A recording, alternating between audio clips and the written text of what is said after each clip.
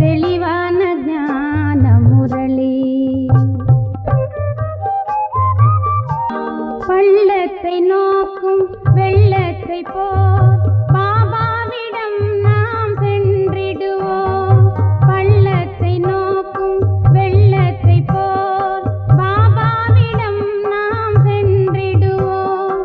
முள்ளான நம்மை மலராக்கினாரே, முள்ளான நம்மை மலராக்கினாரே, முழுவதும் அர்ப்பணை செய்வோம் சிவனே, அளிக்கும் சிவனே. ஓம் சாந்தி.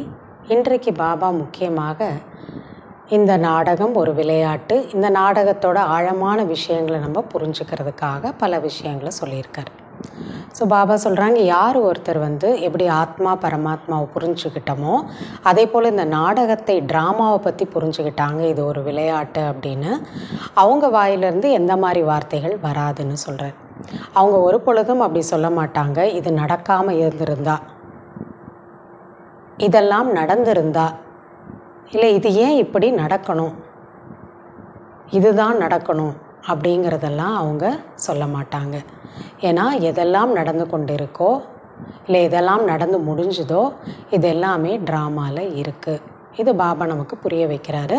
ஸோ நம்ம புரிஞ்சுக்கிட்டோன்னா இப்படி நடக்காமல் இருந்திருக்கலாமே, இப்படி நடந்திருக்கலாமே அப்படின்லாம் நாம் எப்பொழுதுமே நினைக்க மாட்டோங்கிறத சொல்கிறேன். இந்த ட்ராமாங்கிறது பேன் போல் கடந்து போய்கிட்டே இருக்குது, மெல்ல மெல்லமாக நகர்ந்து இந்த ட்ராமா கடந்து போய்கிட்டே இருக்குங்கிற இது. இந்த நாடகம் என்பது ஒரு விளையாட்டு. விளையாட்டில் என்ன இருக்கும், வெற்றியும் இருக்கும் தோல்வியும் இருக்கும். இப்போ ரெண்டையுமே நாம் ஏற்றுக்கொள்ளணுங்கிற.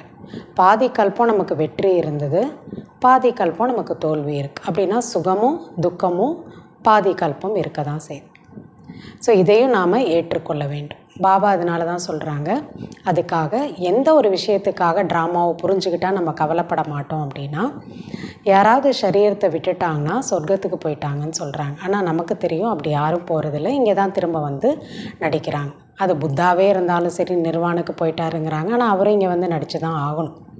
எல்லாருமே அப்படி தான்.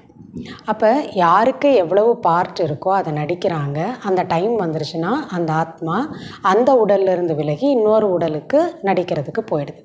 மம்மா கூட அப்படி தானேன்னு சொல்கிறாரு பாபா. அவங்க சின்ன வயசில் என்ன பண்ணிட்டாங்க, கேன்சர் சரீரத்தை விட்டுட்டாங்க. அப்போ மம்மாவுக்கு கூட தெரியாது இவ்வளோ சீக்கிரமாக நம்ம போயிடுவோம். ஆனால் ட்ராமாவில் அப்படி இருந்திருக்கு. அப்போ பாபா சொல்கிறாங்க, இதுக்கு நீங்கள் கவலைப்பட வேண்டிய அவசியம் இல்லை, புரிஞ்சுக்கோங்க. அந்த ஆத்மா இன்னொரு நடிப்பிற்காக இன்னொரு உடலில் பிரவேசமாயிடுச்சு. ஸோ இதெல்லாம் நீங்கள் புரிஞ்சிக்க வேண்டிய விஷயங்கிற. மேலும் பாபா சொல்கிறாங்க, இந்த நாடகத்தில் மனிதர்கள் செய்யக்கூடிய பெரிய தவறு என்ன அப்படின்னா, பாபாவை மறக்கிறது தான். படைப்பவர் யாருங்கிறத மறந்துடுறது தான் பெரிய தவறுன்னு சொல்கிறேன்.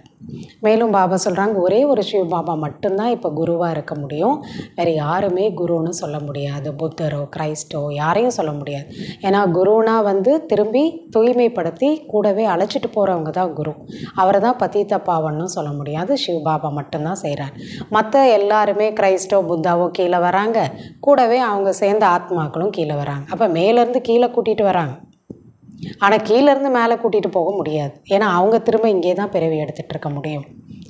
அவங்கள யாருக்குமே அவன் சத்கதி கொடுத்து தூய்மையாக்கி மேலே கூட்டிகிட்டு போக முடியாதனால ஒரு பாபா மட்டும்தான் குருங்கிறத சொல்கிறேன்.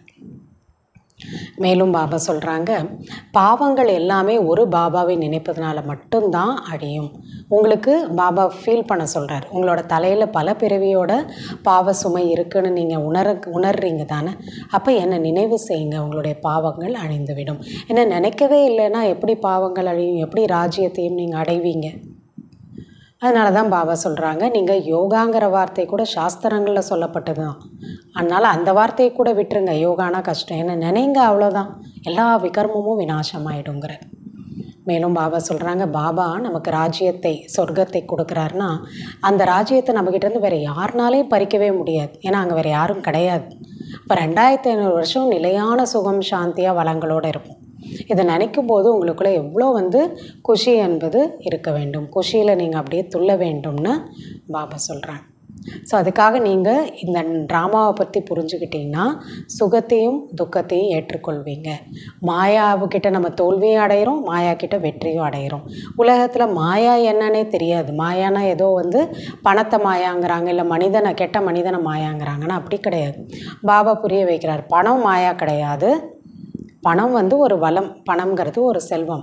ஆனால் அந்த பணத்து மேலே ஒரு மனிதன் மோகம் பற்று வச்சுட்டாங்க அப்படின்னா அதுக்காக என்ன தவறு வேணால் செய்யலாம் அப்படின்னு முடிவு பண்ணிட்டு அதர்மத்தை செய்கிறாங்கன்னா அந்த பணம் மேலே அவங்க வச்சுருக்கக்கூடிய மோகம்தான் மாயா, அந்த பற்று தான் மாயா, பணம் கிடையாது மாயா. இதெல்லாம் பாபா நமக்கு புரிய வைக்கிறார். ராவணன்னா உங்களுக்குள்ளே பிரவேசமாக இருக்கக்கூடிய 5 விகாரம் தான். அதனால் இதை நீங்கள் அழிச்சிட்டா நீங்கள் வெற்றி அடைஞ்சிடுறீங்க. இதுக்கு அடிமையாகும்போது தோல்வி அடைஞ்சிடுறீங்க. இந்த நாடகமே இப்படி தான் இருக்குது. நடிக்கிறது யார் இதில்?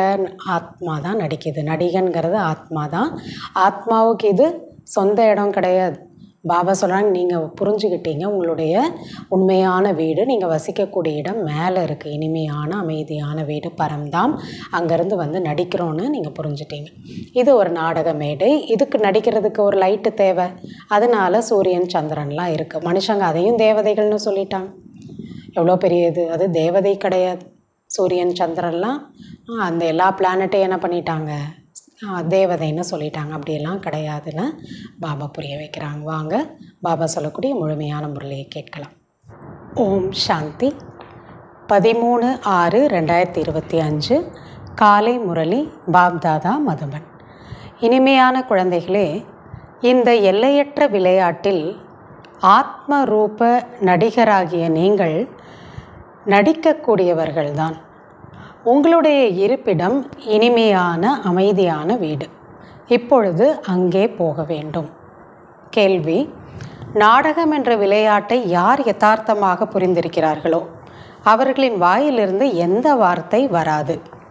பதில்: இது இப்படி நடக்கவில்லை என்றால், இது இப்படி நடந்திருந்தால், இப்படி நடக்கக்கூடாது தானே. இப்படிப்பட்ட வார்த்தைகளை நாடகத்தை புரிந்தவர்கள் கூறமாட்டார்கள். இந்த நாடகம் என்ற விளையாட்டு பேன் போல நகர்ந்து கொண்டே இருக்கிறது. இது குழந்தைகளாகிய நீங்கள் அறிகிறீர்கள். எது நடக்கிறதோ அனைத்தும் நாடகத்தில் நிச்சயிக்கப்பட்டிருக்கிறது. எதற்கும் கவலைப்பட வேண்டிய அவசியம் இல்லை. ஓம் சாந்தி. பாபா குழந்தைகளுக்கு தன்னுடைய அறிமுகத்தை கொடுக்கும் பொழுது குழந்தைகளுக்கு அவர்களுடைய அறிமுகமும் கிடைத்து விடுகிறது. பரமாத்மாவை புரிஞ்சுக்கும் போது நாம் நம்மையும் புரிஞ்சுக்கிறோம். நான் ஆத்மாவுடைய குழந்தைன். அனைத்து குழந்தைகளும் நீண்ட காலம் தேக உணர்வில் இருக்கிறார்கள். நான் இந்த உடல் தான், நான் பார்க்கக்கூடிய வெளியே தெரியக்கூடிய இந்த உடல் தான்னு நினைக்கிறாங்க. ஆத்ம உணர்வு அடைந்தால் பாபாவின் உண்மையான அறிமுகம் கிடைக்கும். நம்மளை புரிஞ்சுக்கிட்டால் தான் அவரை புரிஞ்சுக்க முடியும். ஆனால் நாடகத்தில் அவ்வாறு அனைவருக்கும் இருப்பதில்லை. பகவான் இறை தந்தை படைப்பவர் என கூறுகிறார்கள். ஆனால் அவரை பற்றி அறியவில்லை. படைப்பவர்னா என்னுடைய அப்பா, ஆனால் அவரை பற்றி தெரிஞ்சுக்கிறதில்ல. சிவலிங்கத்தின் சித்திரமும் இருக்கிறது. ஆனால் இவ்வளவு பெரியதாக அவர் இல்லை. சிவான்னு சொல்லிட்டாங்க, ஒரு பேர் தெரியுது. அவருடைய உருவத்தை மட்டும் என்ன பண்ணிட்டாங்க, ஜோதின்னு தெரியுது, லிங்கமாக்கிட்டாங்க. ஆனால் பெரிய லிங்கமாக வச்சுட்டாங்க. அவர் லிங்கமாகவும் இல்லை, அதே போல் அவ்வளோ பெரிய ஒரு லிங்கமாகவும் அவர் இருக்கிறதில்லை. உண்மையாக யதார்த்தமாக அவரை தெரிந்து கொள்ளாத காரணத்தினால் அவரை மறந்து விட்டார்கள். தந்தை படைக்கக்கூடியவர் நிச்சயமாக புதிய உலகத்தை தான் படைப்பார். அப்படியென்றால் நிச்சயமாக குழந்தைகளாகிய நமக்கு புது உலகத்தின் ராஜ்யத்தின் சொத்து கிடைக்க வேண்டும். இறைவன் இவ்வளோ மோசமான, இவ்வளோ அதர்மம் நிறைஞ்ச கஷ்டமான உலகத்தை எப்படி படைச்சிருப்பார்? இப்போ கடவுள் உலகத்தை படைச்சார்னா எப்படி படைச்சார்? உயர்ந்த சொர்க்கமாக படைச்சார். அப்போ அவர் நமக்கு அப்பா அப்படின்னா அதை தான் நமக்கு கொடுத்துருப்பார், சொர்க்கத்தோட ஆஸ்தி. சொர்க்கத்தின் பெயர் கூட பாரதத்தில் பிரசித்தமாக இருக்கிறது. எல்லாருமே சொர்க்கம் போல இருக்குன்னு சொல்லி அந்த வார்த்தையை ஞாபகப்படுத்தி பேசுகிறாங்க. ஆனால் எதையும் புரிந்து கொள்வதில்லை. யாராவது இறந்து விட்டால் சொர்க்கத்திற்கு சென்று விட்டனர் என்று கூறுகின்றார். ஒவ்வொருத்தரும் இறந்துட்டால் சொர்க்கலோக பதவியை அடைஞ்சிட்டாங்கன்னு தான் சொல்கிறாங்க. இப்பொழுது அவ்வாறு நடக்கிறதா? இல்லையா? அப்படி யாராவது இறந்துட்டா உடனே சொர்க்கத்துக்கு போயிடுறாங்களா? நாம் அனைவரும் இதெல்லாம் புரிந்து கொள்வதில்லை. தாழ்ந்த புத்தி உடையவராக இருந்தோம் என்று நாம் புரிந்து கொள்கின்றோம். இதெல்லாம் தெரியாமல் நாம் இருந்தோம். வரிசை கிரமம் என்று கூறப்படுகிறது அல்லவா? எல்லாருமே இதை சரியாக புரிஞ்சுக்க மாட்டாங்க. புத்தி கூட வரிசை கிரமமாக தான் இருக்கும். பல பிறவிகளை எடுத்து எடுத்து கடைசி உடலில் இருக்கும் இவருக்குள் நான் வருகிறேன் என்று முக்கியமாக புரிய வைக்க வேண்டும். யாருக்குள்ளே பகவான் வரார், இதை கூட நீங்கள் மற்றவங்களுக்கு நல்லா புரிய வைங்க. யாருக்குள்ளே யார் தன்னோட கடைசி பிறவியில் இருக்காரோ பிரம்மா அவருடைய உடலில் வரார். இப்பொழுது அவருடைய குழந்தைகள் பிராமணர்களாக ஆகிவிட்டோம். பிரம்மாவோட குழந்தைகள் தான் பிராமணர்கள். இதெல்லாம் நீங்கள் புரிந்து கொண்டீர்கள். பாபா எவ்வளவு காலமாக புரிய வைத்து கொண்டே இருக்கிறார். இல்லை என்றால் பாபாவை புரிந்து கொள்ள ஒரு நொடி போதும். அதனால் அவரை மட்டும் புரிஞ்சுக்கிறது இல்லை. அவர் யாருக்குள்ளே வராரு, எப்படி வராரு, நமக்கு எப்படி பிறவி கொடுக்குறாரு, நம்ம எப்படி இருந்தோம், இந்த யுகம் எப்படி சுற்றிட்டுருக்கு யுகங்கள், இதெல்லாம் புரிய வைக்கிறதுக்கு அவர் கொஞ்சம் டைம் ஆகுது. என்னை நினைவு செய்தால் உங்களுடைய விக்கிரமங்கள் அழிந்துவிடும் என்று பாபா கூறுகிறார். தூய்மையாக இருந்தீர்கள் என்றும் பாபா கூறுகிறார். இல்லையா? நம்ம இருந்தோம், அதனால் மீண்டும் அந்த நிலையை நாம் அடையணும். இதெல்லாம் அவர் தான் புரிய வைக்கிறார். இந்த விஷயங்களை கூட நீங்கள் வரிசை கிரமமாக தான் அறிவீர்கள். எல்லாருமே புரிஞ்சுக்கிறது கிடையாது. வேறு யாருமே இதெல்லாம் சொல்லித்தர முடியாது. ஆத்மாக்களாகிய நாம் எங்கே வசிக்கக்கூடியவர்கள் என்று நீங்கள் தான் அறிந்துள்ளீர்கள். நம்முடைய வீடு பரம்தாம்னு நமக்கு தெரியுது. நாடகத்தில் நடிக்கக்கூடியவர்கள் நாங்கள் இந்த இடத்தில் வசிக்கக்கூடியவர்கள் என்று கூறுகிறீர்கள். ஆடையை மாற்றிக்கொண்டு மேடையில் வருகிறார்கள். வேஷத்தை போட்டுட்டு வந்து நடிக்கிறாங்க. அதே போல தான் நம்ம இருந்தது ஜோதியாக இங்கே உடல் எடுத்துகிட்டு நடிக்கிறோம். இப்பொழுது நாம் இங்கே வசிக்கக்கூடியவர்கள் இல்லை என புரிந்து கொள்கின்றீர்கள். இங்கே வந்திருக்கோம், நடிக்கிறோம், மேலே போயிடுவோம். ஆனால் நம்மளோட உண்மையான வீடு இருப்பிடம் இது கிடையாது. இது ஒரு நாடக சாலையாகும், ஒரு மேடை. நாம் மூலவத்தனத்தில் தான் வசிக்கக்கூடியவர்கள் என்பது உங்களுடைய புத்தியில் புரிகிறது இல்லையா? அப்போ நம்மளுடைய ஈர்ப்பெல்லாம் அங்கே தான் இருக்கணும். இங்கே வரோம், வேலையை முடிக்கிறோம், திரும்ப அங்கே தான் போகும். அதற்கு இனிமையான அமைதியான வீடு என்று பெயர். இதை தான் அனைவரும் விரும்புகிறார்கள். ஏனென்றால் ஆத்மா துக்கத்தில் இருக்கிறது அல்லவா? மேலே போய் சேர்ந்துட்டா நல்லா இருக்கணும். ஏன் விரும்புகிறாங்க? ஏன்னா இங்கே துக்கமாக இருக்குது, அங்கே அமைதியான இனிமை இருக்குது. எனவே நாம் எப்படி வீடு திரும்புவது என்று கேட்கிறார்கள். வீட்டை பற்றி தெரியாததால் அலைகிறார்கள். எனக்கு முக்தி வேணும், பிறப்பை கடந்து போகணும்னு அதான் சொல்கிறாங்க. இப்பொழுது நீங்கள் அலைவதிலிருந்து விடுபட்டு விட்டீர்கள். இப்பொழுது வீட்டிற்கு உண்மையிலேயே செல்ல வேண்டும். இப்போ நாம் இப்போ வழி தெரிஞ்சிருச்சு. இப்போ அதுக்காக நாம் இப்போ புரிஞ்சுக்கிட்டு தயாராகிட்டுருக்கோம். நான் ஆத்மா எவ்வளவு சிறிய புள்ளியாக இருக்கின்றேன். இதுவும் ஒரு அதிசயம்தான். கண்ணில் பார்க்க முடியாத நான் இவ்வளோ பெரிய உடலை இயக்கி பார்த்துட்ருக்கேன், பேசிகிட்ருக்கேன், கேட்டுட்ருக்கேன், எல்லா கர்மங்களையும் இந்த உலகத்தில் செய்கிறேன். இது எவ்வளோ பெரிய அதிசயம். இதற்கு இயற்கை என்று பெயர். இதுதான் இயற்கை. இவ்வளவு சிறிய ஒரு புள்ளியில் எவ்வளவு பாகம் நிறைந்துள்ளது, எவ்வளோ நடிப்பு எல்லாமே இதில் ரெக்கார்ட் ஆகிருக்கு. பரம்பிதா பரமாத்மா எவ்வாறு நடிக்கிறார் என்பதையெல்லாம் நீங்கள் அறிந்து கொண்டீர்கள். எல்லோரையும் விட முக்கியமான நடிகர் அவர் தான். ஏன்னா அவரோட நடிப்பு தான் ரொம்ப முக்கியம். சொல்லிக் கொடுக்கக்கூடியவர் அவர் தானே. நாம் செய்யக்கூடிய அனைத்தையும் சேவிக்கக்கூடியவர் அவர் தானே. ஆத்மாக்களாகிய நாம் சாந்தி தாமத்திலிருந்து வருகின்றோம். இதெல்லாம் நாம் இனிமேலும் இனிமையான குழந்தைகள் உங்களுக்கு புரிகிறது. ஆத்மாக்கள் எவ்வளவும் சாந்தமாக இருக்கின்றது பரம்தாமில் இருக்கும்போது. ஆத்மாக்கள் எதுவும் புதியதாக வந்து சரீரத்தில் நுழைவது கிடையாது. எல்லா ஆத்மாவும் இங்கே வந்துட்டாங்க. உடலை விட்டால் இன்னொரு உடலில் போய் பிரவேசம் ஆகிறாங்க. புதுசாலாம் வர்றது கிடையாது. பழைய ஆத்மா தான், அதே ஆத்மா தான் புது புது உடலை எடுத்துகிட்ருக்கு. ஆத்மாக்கள் அனைத்தும் இனிமையான வீட்டில் வசிக்கின்றது. அங்கிருந்து நடிப்பதற்காக வருகின்றது. உன்னை வந்து புதுசாக உருவாக்கி அது அங்கேருந்து இங்கே வர்றது கிடையாது. ஏற்கனவே இருக்குது ஆத்மாங்கிறது. நாம் எல்லோரும் இருக்கோம், இங்கே வந்து நடிக்கிறோம், அவ்வளோதான். ஆத்மாக்கள் அனைவரோட வீடு அதுதான். அங்கிருந்து நடிப்பதற்காக வருகின்றோம். அனைவரும் நடிக்க தான் வேண்டும். இது விளையாட்டாகும். யாரும் நமக்கு மேலேருந்து வரமாட்டேன், பிறப்பும் இறப்பும் வேண்டாம், சுகமும் துக்கமும் வேண்டான்னு இருக்க முடியாது, எல்லோரும் நடித்து தான் ஆகணுங்கிற இது ஒரு விளையாட்டு. விளையாட்டுனா இருக்கணும், வெற்றியும் இருக்கும், தோல்வியும் இருக்கும். அப்போ சுகமும் இருக்கும், துக்கமும் இருக்கும். இந்த சூரியன், சந்திரன், நட்சத்திரங்கள் போன்றவை எல்லாம் என்ன? இவை அனைத்துமே விளக்குகள், லைட். ஒரு இடத்துல லைட் இருந்தால் தானே எல்லாமே நடக்கும். அது போல தான் இந்த உலகத்துக்கான விளக்குகள். இதன் காரணமாக இரவு பகல் என்ற விளையாட்டு நடக்கிறது. பலர் சூரிய தேவதாய நமக, சந்திர தேவதாய நமக என்றெல்லாம் கூறுகிறார்கள். இப்போ அதையும் ஒரு தேவதையாக மாற்றிட்டாங்க. எது? இயற்கையான இயற்கை அப்படின்னு சொல்லப்படக்கூடிய சூரியனையும் சந்திரனையும். அது சைத்தன்யம் கிடையாது, அது ஜடம்தான். ஆனால் அதையும் தேவதையாக சொல்லிட்டாங்க. உண்மையில் இவை எதுவும் தேவதைகள் கிடையாது. இந்த விளையாட்டை பற்றி யாருக்கும் தெரியவில்லை இல்லையா? சூரியனை அவ்வளோ வழிபாடு செய்கிறாங்க. சூரிய சந்திரனை கூட தேவதைகள் என்கிறார்கள். நவகிரகங்களில் எல்லாத்தையும் தேவதையாக்கிட்டாங்க, எல்லா விதமான பிளானட்டையும்.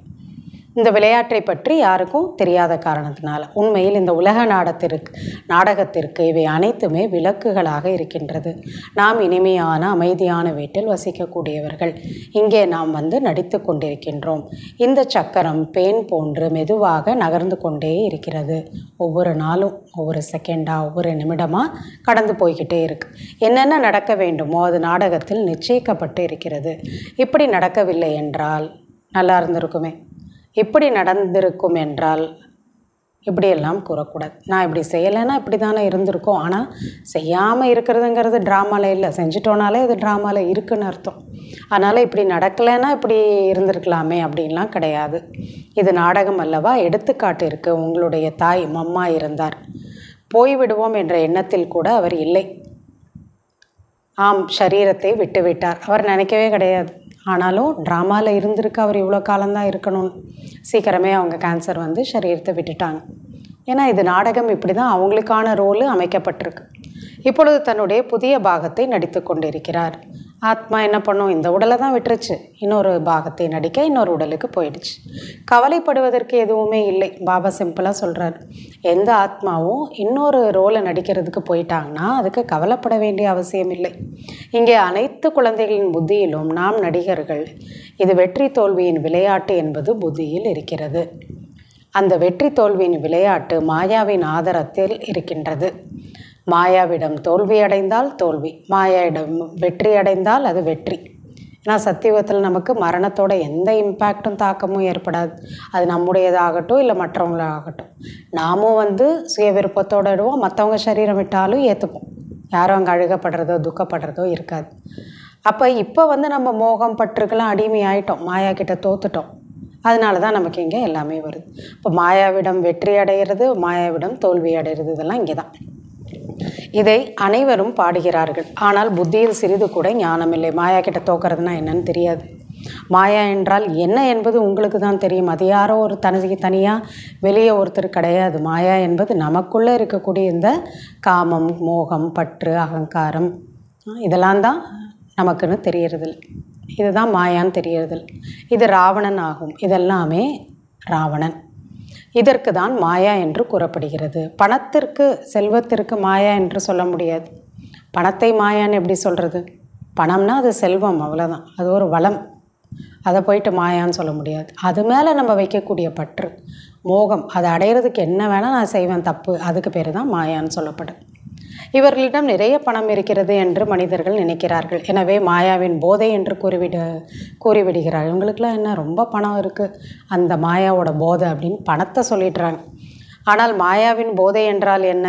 நாம் மாயாவை வெற்றி அடைய முயற்சி செய்கிறோம். இதெல்லாம் நமக்கு தான் தெரியும். எவ்வளோ பணம் இருந்தாலும் பணிவாகவும் நம்ம இருக்க முடியும்.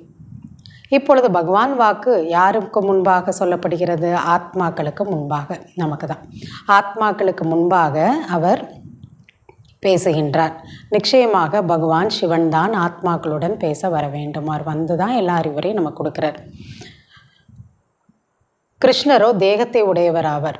கிருஷ்ணன் நமக்கு உபதேசம் பண்ணாருன்னு சொல்லிட்டாங்க. ஆனால் அப்படி கிடையாது. அவர் ஆத்மாக்களுக்கு முன்பால் எப்படி பேசுவார்? சரீரதாரி கூட தான் பேசுவாங்க.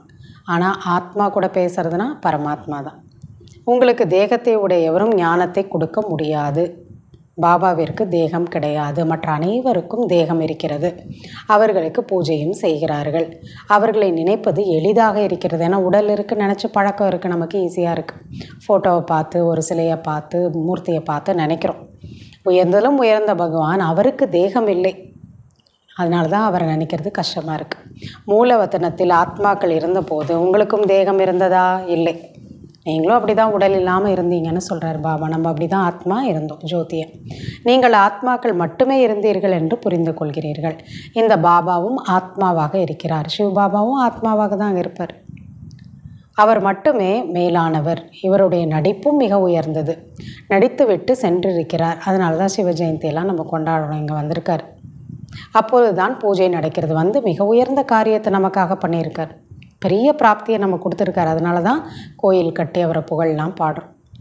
ஆனால் ஒரு மனிதருக்கு கூட 5000 வருடத்திற்கு முன்பு பரம்பிதா பரமாத்மா படைக்கக்கூடியவர் வந்தார், அவரே சொர்க்கத்தின் தந்தை, இதெல்லாம் தெரியவில்லை. அவர் இவ்வளோ பெரிய நன்மையை காரியத்தை நமக்காக செஞ்சுட்டு போயிருக்காரு. எல்லாத்தையும் மறந்துட்டோம், யாருக்குமே தெரியாது. ஒவ்வொரு 5000 வருடத்துக்கு பிறகும் கல்பத்தின் சங்கமத்தில் அவர் வருகின்றார். 2 யுகமும் சங்கமாகும் போது கலியுகம் மாறி சத்தியுகம் வரணும்னா அந்த நேரத்தில் அவர் கண்டிப்பாக வருவார். ஆனால் கல்பத்தின் ஆயுள் காலத்தை ரொம்ப நீண்டதாக கூறிவிட்டதால் அனைத்தையும் மறந்து விட்டார்கள். லட்சக்கணக்கான வருஷம்னு சொல்லிட்டாங்க. குழந்தைகளாகிய உங்களுக்கு பாபா வந்து புரிய வைக்கிறார், இந்த சிருஷ்டி 5000 வருஷம்தான், ஒரு கல்பம். பாபா, நாங்கள் கல்பமாக சந்திக்கிறோம், தங்களிடமிருந்து ஆஸ்தி அடைகிறோம், பிறகு எப்படி இழக்கிறோம், இதெல்லாம் புத்தியில் இருக்கிறது. ஞானம் பல்வேறு விதமாக இருக்கிறது. ஆனால் ஞானக்கடல் என்று பகவானுக்கு தான் கூறப்படுகிறது. மனிதர்கள் சொன்ன ஞானமும் அநேகம் இருக்குது. விநாசம் நிச்சயமாக நடக்கும் என்பதை ஞானக்கடல் பகவான் தான் கூறுகின்றார். அனைவரும் இப்பொழுது இதை புரிந்து கொள்ள வேண்டும். முன்பு கூட அழிவு ஏற்பட்டது, எப்படி நடந்தது, இதெல்லாம் யாருக்கும் தெரியவில்லை. சாஸ்திரங்களில் விநாசத்தை பற்றி என்னென்ன எழுதிவிட்டார்கள், ஒன்றுமே இல்லாமல் பிரளயம் ஆயிடுச்சுன்னெலாம் சொல்லிட்டாங்க. பாண்டவர்கள் மற்றும் கௌரவர்களுக்கிடையே யுத்தம் எப்படி நடக்கும், சகோதரர்களாகி அவங்க சண்டை போட்டுக்கிறது, இதெல்லாம் நமக்கு இப்போ புரியுது. இப்பொழுது பிராமணர்களாகிய நீங்கள் சங்கமயுகத்தில் இருக்கிறீர்கள். யார் கௌரவர்கள் யார் பாண்டவர்கள்னே தெரியாது. பகவான் சொன்னபடி கேட்குறவங்கெல்லாம் பாண்டவர்கள், அவர் சொல்கிறத கேட்காத விபரீத புத்தி இருக்கிறவங்களா கௌரவர்கள். 2 பேர் இந்த உலகத்தில் தான் இருக்கிறாங்க. எல்லாருமே ஆத்மா சகோதரர்கள் தான். இதெல்லாம் நமக்கு இப்போ தான் புரியுது. பிராமணர்களுக்கு எந்த சண்டையும் இல்லை இல்லையா? பிராமணர்கள் நாம் சண்டை போடுற வேலை பிராமணர்களோடது கிடையாது. என்னுடைய குழந்தைகளாகிய நீங்கள் நான் வைலன்ஸ், அகிம்சை நிறைந்தவர்கள், டபுள் அகிம்சாவாதிகளாக இருக்கிறீர்கள். காமம் என்ற இம்சையும் நம்ம செய்கிறதில்ல, காம விகாரத்தில் போகிறதில்ல, மற்றவங்களுக்கு துக்கம் கொடுக்கறதில்ல, டபுள் அஹிம்சாவாதிகள். இப்பொழுது நீங்கள் நிர்விகாரி ஆகி கொண்டு இருக்கிறீர்கள். எந்த விகாரமும் இல்லாதவங்கள ஆகிறீங்க. நீங்கள் தான் பாபாவிடமிருந்து ஒவ்வொரு கல்பமும் ஆஸ்தியை அடைகிறீர்கள். இது சிறிது கூட இதில் கஷ்டம் கிடையாது. ஞானம் மிகவும் எளிமையானது தான். 84 பிறவியினுடைய சக்கரம் உங்களுடைய புத்தியில் இருக்கிறது. இந்த நாடகம் என்பது இப்பொழுது முழுமையடைய போகிறது. இன்னும் சிறிது காலம்தான் மிச்சம் இருக்கிறது. அப்பொழுது பணக்காரர்களுக்கு கூட உணவு தானியங்கள் கிடைக்காது, தண்ணீரும் கூட கிடைக்காது கடைசி நேரத்தில். இதற்கு தான் துக்கத்தின் மலையே சரிய போகிறது அப்படின்னு பாபா சொல்கிறார். இப்போ இருக்கிறதெல்லாம் ஒன்றும் இல்லை இல்லையா? தண்ணியும் உணவும் கிடைக்கலன்னா மனுஷன் எப்படி இருக்க முடியும்? அந்த நிலையெல்லாம் பார்க்கணுங்கிறார். இரத்த ஆறு ஓடும் விளையாட்டு என்றும் கூறப்படுகிறது. பாபா சொல்கிறாங்க அதையும் விளையாட்டுங்கிறார். இரத்த ஆறுங்கிறது பாரதத்தில் தான் ஓடும் இல்லையா? ஜாதி மத கலவரம் எல்லாம் ஏற்படும். இது அனைத்துமே அழிந்து போகும். யாராவது தவறு செய்தார்கள் என்றால் அவர்களுக்கு தண்டனை கிடைக்கும் அல்லவா? நீங்கள் பாபாவிடமிருந்து ராஜ்யத்தை அடைந்து கொண்டு இருக்கிறீர்கள். ஒரே ஒரு தவறு, பெரிய தவறை மட்டும் செய்துள்ளனர். அது என்னன்னா, பாபாவை மறந்து விட்டனர். பகவானை மறக்கிறது தான் இருக்கிறதுலே வச்சு ஒரே ஒரு பெரிய தவறுன்னு சொல்கிறேன். மற்ற மனிதர்கள் யாவரும் இறந்து விட்டனர் என்று நினைக்கிறார்கள். மகாபாரத போரில் சிறிது ஆரம்பித்ததுமே இறந்து போவார்கள். நீங்கள் வெற்றி அடைகிறீர்கள் அல்லவா? அப்படின்னா நமக்கு ராஜ்யம் கிடைக்கும் விநாசத்தில். மற்றவங்களாம் எங்கே போயிடுவாங்க? மேலே போயிடுவாங்க, சாந்தி தான். நீங்கள் டிரான்ஸ்ஃபர் ஆகி இந்த படிப்பின் சக்தியினால் அமர உலகத்திற்கு செல்கிறீர்கள். படிப்பை வருமானத்திற்கான ஆதாரம் என்று கூறப்படுகிறது. இப்போ நீங்கள் படித்து தான் அவ்வளோ உயர்ந்த நிலையை அடைகிறீங்க இல்லையா? சும்மா ஒருத்தருக்கு பாக்கியம் கிடைக்கிறதில்ல. சாஸ்திரங்களின் படி கூட இருக்கிறது, அதனால் கூட வருமானம் கிடைக்கிறது. சாஸ்திரங்களோட படிப்பு கூட இருக்குது, அதை படித்தாலும் அதை மற்றவங்களுக்கு சொல்லி கொடுத்து சம்பாதிக்கிறாங்க. ஆனால் அது பக்தியின் படிப்பாகும். இப்பொழுது பாபா உங்களை இந்த லக்ஷ்மி நாராயண் போல மாற்றுவதற்காக கற்றுக் கொடுக்கிறார். இப்பொழுது நீங்கள் தூய்மையான புத்தி உடையவர்களாக மாறுகின்றீர்கள். நாம் உயர்ந்ததிலும் உயர்ந்தவர்களாக மாறுகின்றோம் என்பதை அறிவீர்கள். பிறகு மறுபிறவி எடுத்து எடுத்து கீழே இறங்குகிறீர்கள். புதியதிலிருந்து பழையதாக இந்த சிருஷ்டி ஆகிறது. நிச்சயமாக படி இறங்க வேண்டும் அல்லவா? பிறவி எடுத்து தான் ஆகணும். இப்பொழுது சிருஷ்டியிலும் இறங்கும் கலை தான் இருக்கிறது. ஆத்மா பிறவி எடுக்க எடுக்க உலகம், மனித ஆத்மாவோட நிலை கீழே வரும்போது இயற்கை எல்லாமே கீழே வந்துடுது. ஏறும் கலை இருந்தபோது நீங்கள் தேவி தேவதைகளாக ராஜ்யத்தில் இருந்தீர்கள். சொர்க்கம் இருந்தது. இப்பொழுது நரகமாக இருக்கிறது. நீங்கள் சொர்க்கவாசியாக ஆவதற்கான முயற்சியை இப்பொழுதுதான் செய்து கொண்டிருக்கிறீர்கள். பாபா பாபா என்று கூறிக்கொண்டே இருக்கிறீர்கள். இல்லை, உள்ளுக்குள்ள அவரோட நினைவு. ஓ கடவுளே என்று அழைக்கிறார்கள். ஆனால் அவர்கள் ஆத்மாக்களின் உயர்ந்ததிலும் உயர்ந்த தந்தை, நாம் அவருடைய குழந்தை, பிறகு ஏன் துக்கப்பட வேண்டும் என்பதையெல்லாம் புரிந்து கொள்வதில்லை. கடவுளே என்னை படைச்சவனேன்னு சொல்லி கஷ்டப்பட்டு கத்துறாங்க, சொல்கிறாங்க, கூப்பிடுறாங்க. ஆனால் அவர் நம்முடைய படைப்பவர்னா, அப்பானா நம்ம எவ்வளோ கஷ்டப்படுறோன்னு நினைக்கிறதில்ல. இப்பொழுது நாம் துக்கமடையத்தான் வேண்டும் என்று புரிந்து கொள்கிறீர்கள். இப்போ நமக்கு ட்ராமாலே அப்படி தான், கீழே வந்தாச்சு, கீழே வந்து தான் ஆகணும். எல்லா விதமான கஷ்டமும் இப்போ இருக்கும் தான். ஏன்னா கலியுகத்தோட கடைசி ஆயிடுச்சு. இப்போ இதெல்லாம் நீங்கள் புரிஞ்சுக்கிட்டீங்க. துக்கம் என்பது இருக்க தான் செய்யும். இது சுகம் மற்றும் துக்கத்தின் விளையாட்டு. சுகம்னு ஒன்று இருக்குன்னா துக்கம்னு ஒன்று கண்டிப்பாக வரும். வெற்றியில் சுகம் இருக்கிறது, தோல்வியில் துக்கம் இருக்கிறது. பாபா ராஜ்யத்தை கொடுத்தார், ராவணன் பிறகு பறித்து கொண்டான். பாபாவிடமிருந்து நமக்கு சொர்க்கத்தின் ஆஸ்தி கிடைத்து கொண்டிருக்கிறது என்பதை குழந்தைகளாகிய உங்களின் புத்தியில் இருக்கிறது. தந்தை வந்திருக்கிறார். இப்பொழுது பாபாவை மட்டுமே நினைவு செய்தால் பாவங்கள் அனைத்தும் விலகிவிடும். பல பிறவிகளின் சுமை தலையில் இருக்கிறதல்லவா? ஸோ அதை நம்மளால் உணர முடியுதா? பல பிறவியோட பாவ சுமை நம்ம தலையில் இருக்கா? இல்லை, இருக்குது. அப்படிங்கிறத நாம் முதல்ல உணரணுங்கிற. நீங்கள் நிறைய துக்கத்தை அடைவது கிடையாது என்பது உங்களுக்கு தெரியும். சிறிது சுகமும் இருக்கிறது, மாவில் உப்பு போடுவது போல. உலகத்தில் இருக்கவங்க கொஞ்சம் பேர் அந்த மாதிரி அவங்களுடைய பிறவி, அவ்வளோதான் அவங்களுக்கு பிறவி இருக்கும். ரொம்ப கம்மி பிறவினா வந்தவொன்னே கொஞ்சம் சுகம் பார்ப்பாங்க, மற்றபடி எல்லாமே துக்கம்தான் பார்த்தாகும். ஆனால் நம்ம அப்படி கிடையாது. 2500 வருஷம் சுகத்தை பார்க்குறோம். அப்புறம் துவாபரிக ஆரம்பத்தில் கூட நல்லா தான் இருப்போம். அப்போ நம்மளுடைய சுகத்தின் அளவு அதிகம், துக்கத்தின் அளவு கம்மி. ஆனால் எல்லாருக்கும் அப்படி கிடையாது. அவங்க பார்க்கக்கூடிய சுகம் எப்படி இருக்குன்னா, மாவில் உப்பு போடுற அளவு கம்மியான பிறவி எடுக்கிறவங்க, கலியுகத்தில் வரவங்க எல்லாம் அதற்கு காக்கையின் எச்சலுக்கு சமம் என்ற கூறப்படுகிறது. கொஞ்சம் தான் பார்த்தா இருக்கிற மாதிரி இருக்கும், அப்புறம் காணா போயிடும். அனைவருக்கும் சத்கதியை அளிக்கும் வள்ளல் ஒரு தந்தை தான். ஜகத்திற்கே குரு கூட ஒருவர் தான். ஜகத்குருனா அவர் ஒருத்தர் தான். வயோதிக பருவத்தில் குருவை அடைகின்றார்கள். இப்போதோ சிறியவர்களுக்கு கூட, அதாவது ஒருவேளை அந்த சிறியவர்களாக இருக்கும்போதே இறந்துவிட்டால் சத்கதி அடையட்டும் என்பதற்காக குரு வைக்கிறார்கள். அதனால் சின்ன குழந்தையிலே சேர்த்து விட்டுறாங்க. ஏன்னா இப்போ ஆயுஸ் எவ்வளோன்னு சொல்ல முடியாது. அதனால் குரு கிட்டே போனால் சத்கதி கிடைக்கும்னு முதியவர்கள் மட்டும் கிடையாது, குழந்தைங்களையும் கூட்டிகிட்டு போகிறாங்கங்கிற. உண்மையில் யாரையும் குரு என்று இந்த உலகத்தில் சொல்ல முடியாது. இது பாபா நமக்கு சொல்கிறாங்க. சத்கதி அளிக்கக்கூடியவரே குரு. சத்கதி அளிக்கும் வள்ளல் ஒருவர் தான். மற்றபடி கிரைஸ்ட், புத்தர் இவர் யாருமே குரு கிடையாது. தர்ம ஸ்தாபகர்கள் தான் சொல்லலாம். அவர்கள் வந்ததும் அனைவருக்கும் சத்கதி கிடைத்து விடுகிறதா? இல்லை. கிறிஸ்து வந்தார். அவருக்கு பின்னால் அந்த மதத்தை சேர்ந்த அனைத்து ஆத்மாக்களும் வர ஆரம்பித்தனர். அனைவரையும் அழைத்து வருவதற்கு நிமித்தமாக இருப்பவரை எப்படி குரு என்று கூறலாம்? போகிறதுக்கு தான் குரு வந்து கூட்டிகிட்டு போகணும், வரதுக்கு கிடையாது. பதீத்த பாவனர் என்று ஒரு தந்தைக்கு தான் கூறுகின்றார்கள். அவர் அனைவரையும் வீட்டிற்கு திரும்ப அழைத்து செல்கிறார். இங்கேருந்து கூடவே கூட்டிகிட்டு போகிறார், சத்கதி கொடுத்து. அதுதான் குரு. ஸ்தாபனையும் செய்கிறார். அனைவரையும் அழைத்து சென்று விட்டால் பிரளயம் நடந்துவிடும். அனைவரும்னா ஒரு ஆத்மா கூட இல்லாமல் அவர் கூட்டிகிட்டு போகிறது கிடையாது. பிரளயம் நடப்பது இல்லை. அப்படி உலகத்தில் ஒன்றுமே யாருமே இல்லாமல் போகிறது இல்லை.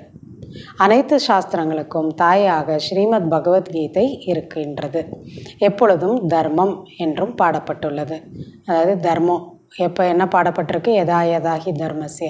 எப்பெல்லாம் தர்மம் வந்து அழிந்து அதர்மம் உச்சக்கட்டத்துக்கு போதோ அப்போ நான் தர்மத்தை படைக்க வருவேன்னு சொல்லப்பட்டிருக்கு. பாரதத்தில் தான் பாபா வருகின்றார். சொர்க்கத்தின் ராஜ்ய பதவியை கொடுப்பவர் அவர்தான். அவரை போய் சர்வவியாபி என்று கூறிவிட்டார்கள். எல்லா இடத்துலையும் எல்லாருக்குள்ளே இருக்காரு.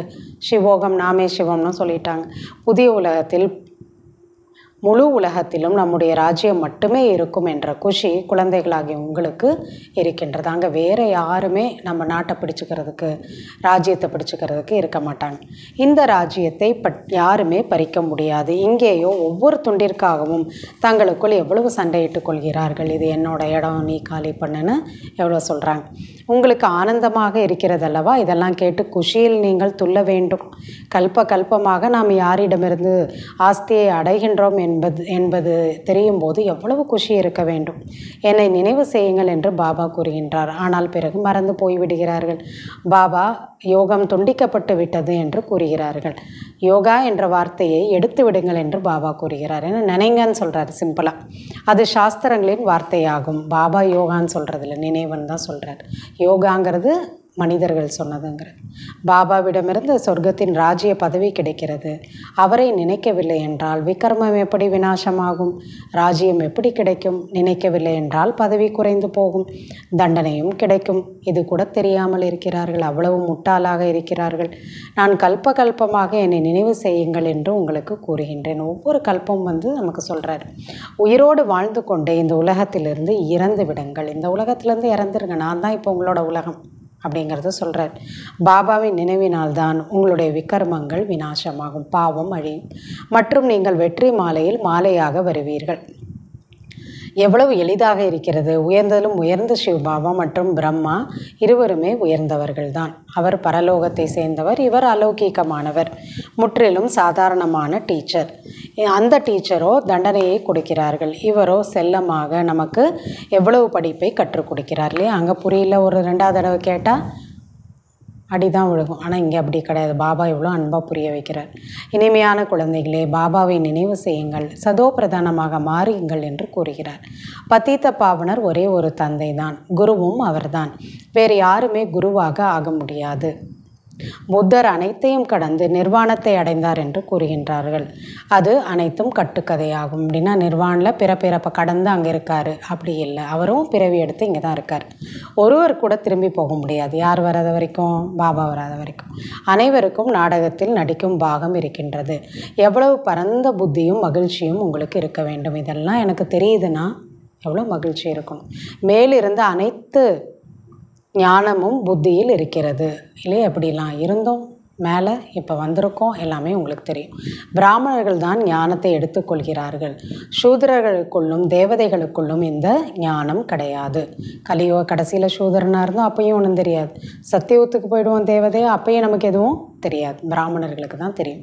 இப்பொழுது புரிந்து கொள்கிறவர்கள் புரிந்து கொள்ளட்டும். பாபா எல்லாம் சொல்லி கொடுத்துட்றாரு. புரிஞ்சுக்கிறவங்க இப்போ புரிஞ்சுக்கட்டோங்கிறார். யார் பாக்கியத்தில் இருக்கோ புரிஞ்சுப்பாங்க. புரிந்து கொள்ளாதவர்களுக்கு மரணம்தான். அப்படின்னா அவங்க எப்படி புரிஞ்சுக்காமல் இருந்தாங்கன்னா ஞானத்தில் இருக்க முடியும்? திரும்பி போயிடுவாங்க.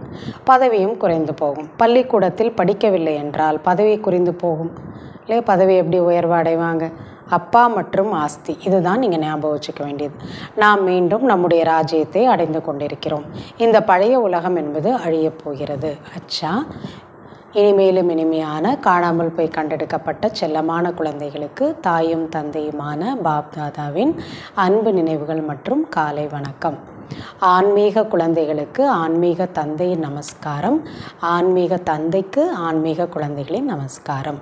தாரணைக்கான முக்கிய சாரம், 1வது பாயிண்ட்டு, பாபா நமக்கு யாரும் பறிக்க முடியாத அளவிற்கு அந்த உலகில் ராஜ்ய பதவியை கொடுக்கின்றார். இந்த குஷியில் துள்ள வேண்டும். 2வது பாயிண்ட்டு, வெற்றி மாலையில் மணியாக வேண்டும் என்றால் உயிரோடு இருந்து கொண்டே இந்த பழைய உலகத்திலிருந்து இறந்து விட வேண்டும். பாபாவின் நினைவினால் விக்ரமங்களை அழிக்க வேண்டும். வரதானம், தனது சக்திசாலியான ஸ்திதி மூலம் அனைவரின் சுப விருப்பங்களை நிறைவேற்றக்கூடிய மகாதானி ஆக வேண்டும். கடைசியில் வரக்கூடிய ஆத்மாக்கள் சிறிதளவு அடைந்தாலே திருப்தி அடைவார்கள். இப்போல்லாம் பாபாவை யாரும் பார்க்கக்கூட கிடையாது, ஏன்னா பாபா இப்போ வரதில்லை. ஆனாலும் அவங்களுக்கு திருப்தியாக இருக்குது. என்ன பாபாவோட ஞானம் இருக்கோ எடுத்துக்கிறாங்க, சேவை என்ன இருக்கோ செய்கிறாங்க. இப்போ கொஞ்சம் கிடைச்சாலே போதும் திருப்தி அடைஞ்சிருவாங்க கடைசியில் வரவங்க. ஏனென்றால் அவர்களது பாகமே துளியளவு அடைவதாகும். ஆக அப்படிப்பட்ட ஆத்மாக்களுக்கு அவர்களது பாவனைக்கான பலன் கிடைத்து விட வேண்டும். ஒருவரும் வஞ்சிக்கப்பட்டு விடக்கூடாது. அவங்களுக்கு என்ன தேவையோ எடுத்துக்கணுமோ அதை அவங்களுக்கு நம்ம கொடுத்தா போதும். இதற்கு இப்பொழுதிலிருந்தே தனக்குள் சர்வ சக்திகளை சேமியுங்கள். இப்போ அவங்களுக்கு கொஞ்சம் கொடுத்து நீங்கள் திருப்திப்படுத்தணும் அப்படின்னா அது ஞானியோ இல்லை அக்ஞானியோ, நீங்கள் கொஞ்சம் ஞானத்தை கொடுத்தீங்க, கொஞ்சம் அன்பு ஈஸ்வரிய ஸ்நேகத்தை கொடுத்தீங்க, கொஞ்சம் அவங்களுக்கு சகயோகம் கொடுத்தீங்க அப்படின்னாலே போதும், அவங்க திருப்தி அடைஞ்சிருவாங்க. அவங்க மனசு நிறைஞ்சிடும். அப்போ நீங்கள் அதெல்லாம் கொடுக்கணுன்னா சர்வசக்தியை சேமிச்சுக்கோங்க.